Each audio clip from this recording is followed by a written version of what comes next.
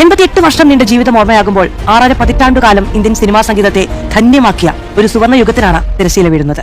1938 April 23 ആന്ധ്രയിലെ ഗുണ്ടൂരിലാണ് S Janaki ജനിച്ചത്.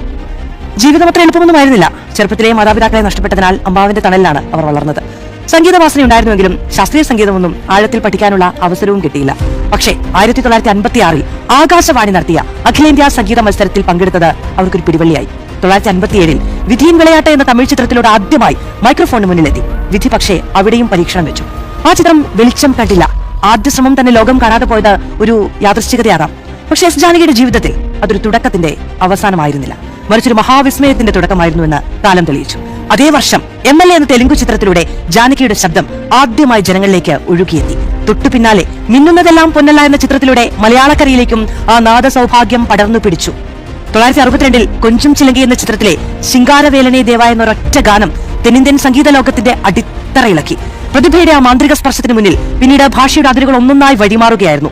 17-ലധികം ഭാഷകളിലായി 10,000-കണക്കിന് ഗാനങ്ങളിലൂടെ ലക്ഷക്കണക്കിന് ഹൃദയങ്ങളെ തൊട്ടറിഞ്ഞ ജാനകിയമ്മയുടെ ജീവിതം നമ്മെ പഠിപ്പിക്കുന്ന ഒരു വലിയ പാഠമുണ്ട്. വലിയ യോഗ്യതകളല്ല, മറിച്ച് അചഞ്ചലമായ അർപ്പണബോധവും കഠിനാധ്വാനവുമാണ് ഒരാളെ കലാതീതനാക്കുന്ന പ്രതിഭയാക്കുന്നത്. അഹങ്കാരമില്ലാത്ത മികവിന്റെയും നിഷ്കളങ്കമായ ആത്മസമർപ്പണത്തിന്റെയും പ്രകടമായ ഉദാഹരണമായി എസ് ജാനകിയുടെ ജീവിതം അതാണ് അടിവരയിടുന്നത്. നമ്മുടെ സന്തോഷത്തിലും സങ്കടത്തിലുമൊക്കെ കൂട്ടായിരുന്ന ആ നാദവിസ്മയത്തിന് ആദരവോടെ